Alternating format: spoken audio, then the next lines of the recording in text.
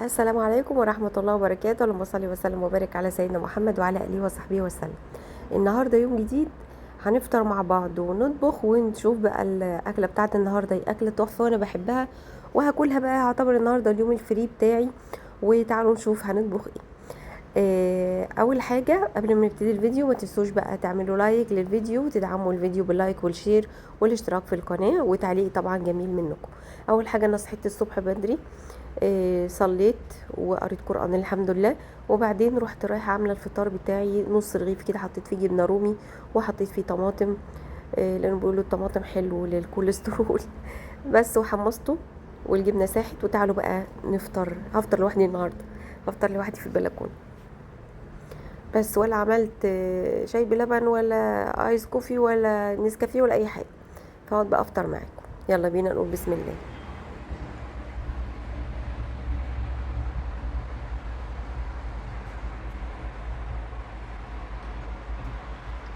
ان شاء الله بعد ما اخلص فطار، الحمد لله اتوضيت وصليت وقريت قران وكل حاجه. بعد الفطار بقى هقوم داخله عامله وصفه من وصفات حلويات المولد ان شاء الله باذن الله. كل سنه وانتم طيبين، مولد النبي عليه الصلاه والسلام. طبعا الوصفه اللي انا قلت لكم عليها دي هتنزل على القناه الكبيره، لكن انا عملتها لان هي سهله وخلصت بسرعه. بعد كده بقى رحت داخله عملت الوصفه دي اللي هي الاكله بقى بتاعت النهارده، وهي ممبار ولحمه راس. دلوقتي انا هعمل لحمه الراس. لحمه الراس كانت حته واحده، فانا هسلقها الاول وما قطعتهاش. هي بتعمل بكذا طريقه، وهي لحمه عاديه بس بتكون يعني سمينه شويه، بس هي طريه وحلوه. انا شوحت بصلايه مع حته زبده كده، وكمان حبهان مطحون، ما كانش عندي الحبهان الحصى. وبعدين رحت حاطه ميه واحط بقى ملح وفلفل وهسيبها تغلي على النار. ومش هشوح اللحمه، انا هسيب الميه لما تغلي وبعدين هنزل اللحمه. قولوا لي بقى طريقتكم ايه في لحمه الراس، عشان انا هسلقها الاول وبعدين اعملها زي بتاعه الراجل اللي هو بتاع العربيات دي. اللحمه يا جماعه هاخدها بقى احطها كده حته واحده، كان ممكن اقطعها بس انا قلت لا مش هقطعها الا بعد ما تستوي. ف دلوقتي احطها حته واحده كده في المرقه اللي انا عملتها. شايفين؟ هحطها دلوقتي بس بشويش علشان طبعا اللحمه لما تنزل ما تنزلش كده يعني مره واحده وتعمل في وشنا لا قدر الله. بننزلها بشويش قوي. هسيبها بقى، هوطي عليها، هسيبها تاخد اول غلوه. بعد كده هوطي عليها النار على نار متوسطه واسيبها بقى تستوي على مهلها. ممكن اقلبها على الناحيه التانية. تعالوا بقى نشوفها بعد ما استوت. عايزه اقول لكم دايبه بجد دايبه، بس هي مشكلتها ان هي دسمه جدا. فانا بقى عشان اقطعها بالمنظر ده هتتهرى مني لان هي اصلا مهريه، فلازم اسيبها تبرد تماما وبعدين احطها في التلاجة. وانا اصلا صاحيه بدري النهارده، فانا عندي وقت ان انا ابرد اللحمه دي، فهسيبها تبرد. شايفين بقى دايبه ازاي؟ بسم الله ما شاء الله.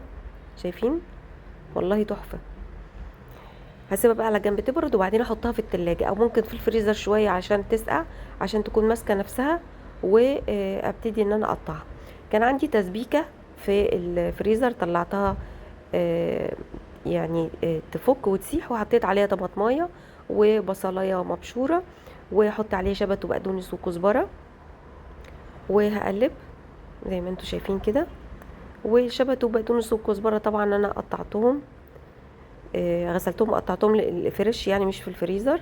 وبعد كده بقى هحط الرز واحط عليه التوابل وشويه زيت، وهحط كمان زي ما قلت لكم الملح والفلفل والكمون، واحط شويه زيت وهقلبهم مع بعض. وانا بحب الممبار يعني يكون التسبيكه بتاعته متسبكه. ممكن احط معاه طماطم نيه بصل ني بس تكون فيه تسبيكه متسبكه اصلا. حطيت زي ما انتم شايفين كده الملح والفلفل والكمون والزيت. ما جاش ليه؟ اروح اشوف الفقره بتاعت الزيت دي، هي فقره الزيت اهي وانا بحط الزيت، عشان انا نسيت يعني اجيبها لكم، فجبت لكم الفقره دي دلوقتي قدامكم. تعالوا بقى نحشي الممبار بتاعنا. طبعا مغسول ومتنضف وانا اللي غسلاه، وطبعا ممبار بلدي وانا كنت شاريه معاكم قبل كده لما كنت في فتح الله. وعلى فكره انا سالت الراجل اللي هو الجزار، قلت له انا كل مره باجي مش بنلاقي الممبار ده كتير، او ما بيكونش موجود اصلا الا اوقات معينه. قولي انت بيكون عندكم امتى الممبار؟ قال لي الممبار وحاجات الذبيحه بتكون موجوده يوم الذبيح نفسه. قال لي اوقات الاربع، الثلاث، الخميس، فما حددليش يوم الحقيقه، فانا مش فاكره بالظبط هو قال لي امتى. بس انا فهمت ان هما في كل اسبوع بيكون عندهم حاجات الذبيحه، لما بتخلص مثلا انا بروح ما بلاقيهاش، او غيري بيروح ما بيلاقيهاش. فتعالوا بقى نرجع للفيديو بتاعنا. انا طبعا حاطه ميه على النار، هحط بقى فيها لما تغلي ملح وفلفل وكمون وشويه حبهان بودر. في ناس بقى بتحط بصل وبتاع، بس انا قلت ملهاش لازمه، ما اصلا ال الخلطه بتاعت الممبار اللي هي التسبيك يعني محطوط فيها بصل. فانا هخلص بقى كل الكميه. عايز اقول لكم يا جماعه ده كان كيلو ممبار، وكيلو الممبار اللي بجيبه من عند الجزار بياخد كميه قليله قوي من الرز، لانه اصلا بيكون كله ميه، يعني الممبار بيكون فعلا كله ميه. لكن اللي انا بجيبه من عند اسمه ايه ده، فتح الله، بياخد كيلو رز تقريبا، بياخد كل، لاني انا عملت كيلو رز ممكن ازيد شويه، لان انا بحط الرز عندي زي ما انتم عارفين في علب بالكيلو، والعلبه كانت مليانه على امه عينها. كيلو الممبار بياخد له كيلو رز او ازيد شويه كمان، لان العلبه بتاعتي بتاخد اكتر من كيلو بشويه، يعني ما بزودها على امه عينها زي ما بيقولوا. بيكون العلبه فيها اكتر من كيلو، فانا حطيت علبه رز اللي هي بتاخد كيلو بس مليانه على اخرها، وعملنا بسم الله ما شاء الله.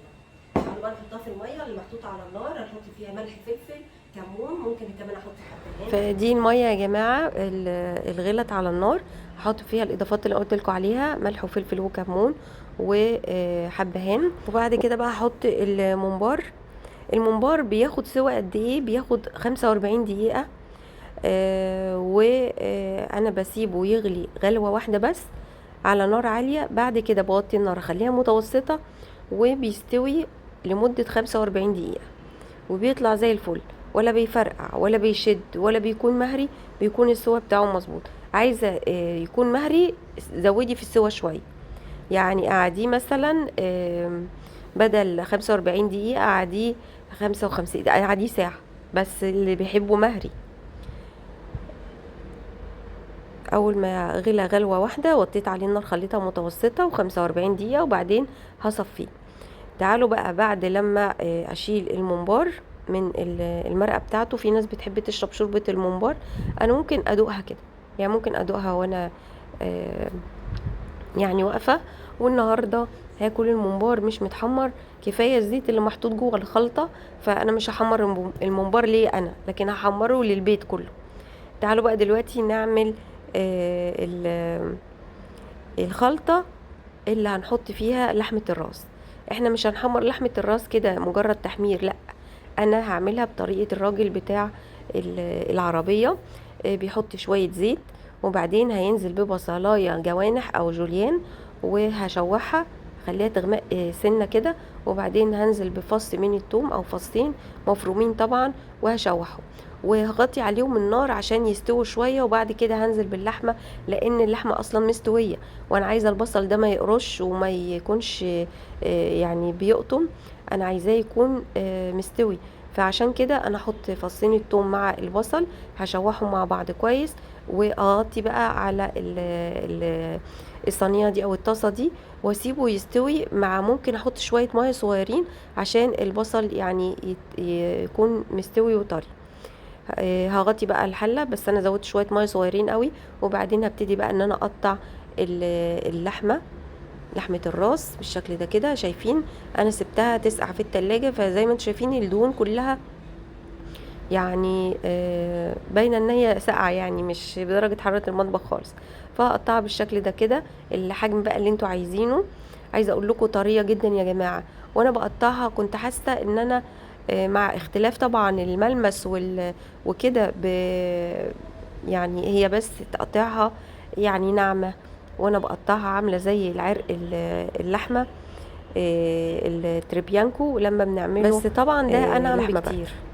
تعالوا بقى ناخد اللحمه بتاعتنا وحطيتها على البصل بعد ما بقى طري. حط بقى عليه ملح فلفل كمون، او ممكن تحطي بهارات اللحمه، وهتقلبي وتسيبيها تتحمر كده مع بعضها شويه، وبعدين تاكلي بقى بألف هنا وشفا. عايزه بس اوريكم المنظر يا جماعه يفتح النفس. الريحه تحفه والله، جميله جدا، هتعجبكم قوي. تتاكل بقى كده في الساندوتش مع شويه ملح وفلفل، مع شويه مخلل، مع شويه طحينه، حاجه كده يعني فاخر من الاخر بجد. هتعجبكم جدا لما تجربوها. قولوا لي بقى طريقتكم عامله ازاي في لحمه الراس. وما تنسوش بقى لو لسه موجودين معايا لغايه دلوقتي، ما تنسوش بقى في اللايك والشير والاشتراك في القناه كمان لو لسه ما اشتركتوش. وروحوا شوفوا الفيديو بتاع النهارده اللي نزل على القناه الكبيره، هسيب لكم اللينك بتاعه ان شاء الله في اول تعليق. هحمر بقى الممبار، وهسيب لي شويه مش هحمره علشان انتوا عارفين ان انا كفايه ان انا هاكل ممبار. الممبار اصلا مليان دهون كمان، فقلت لا انا هاكل بقى مش متحمر النهارده، هسيبهم هم ياكلوه بالف هنا وشفا. والاكل بتاعنا النهارده الممبار آه، اللحمه، لحمه الراس. وفرح عملت لنا سلطه، بس السلطه اتاخرت شويه، فانا لما اصور يعني كانت فرع لسه بتقطعها وانا رايحه احط الاكل على الترابيزه، بس كانت بتخلص يعني كانت بتملحها بس، فنسيت اصورها، ما جاتش في التصوير اصلا. ده الممبار، بصوا بسم الله ما شاء الله، حاجه كده في منتهى الجمال. ممبار بقى ولحمه راس بألف هنا وشفا. وزي ما قلت لكم ان الممبار ده بلدي وانا اللي منضفاه. لو حابين انزل لكم طريقه تنظيف الممبار بس هيكون على القناه الكبيره، ممكن انزله لكم بكره، ممكن بكره انزله لكم ان شاء الله. في طريقتين لتنظيف الممبار وطريقتين لقلب الممبار عايزه اوريه لكم، فممكن انزله بكره باذن الله. هحمر بقى الدفعه التانية وهسيب لي شويه زي ما قلت لكم مش متحمرين وبس كده. تعالوا بقى نغرف الاكل بتاعنا، ودي اخر دفعه من الممبار خلاص اتحمر وبقى شكله كده جميل وتحفه. تحطوا بقى جنبه ملح وفلفل، تحطوا طحينه. واهم حاجه في الاكله دي اللمه بقى، ونرش عليها شويه بقدونس كده ولا كزبره. بصوا بقى الممبار بسم الله ما شاء الله تحفه. وانا غيرت طبعا انا غيرت كذا مره في الفيديو ده علشان طبعا الواحد بيكون ريحته طبيخ وكده، فلازم ساعه الغدا بنغير علشان نكون يعني نفسنا تتفتح على الاكل، وكمان ما يكونش ريحتنا طبيخ. فانا دلوقتي عملت لحمه الراس اهي، هرش عليها شويه بقى كزبره او بقدونس شكل ده كده. وفرح بقى هتقعد تملح لنا السلطه وهتلحقني بقى في الاخر خالص، اما نيجي ناكل هتكون السلطه موجوده. دي لحمه الراس يا جماعه بسم الله ما شاء الله، والممبار. وفرح هتجيب ملح وفلفل لان بتحب الممبار بالملح والفلفل، وهتجيب معاها كمان جايبه لنا الميه وكوبايات، وهي اللي رصت الاطباق على الترابيزه.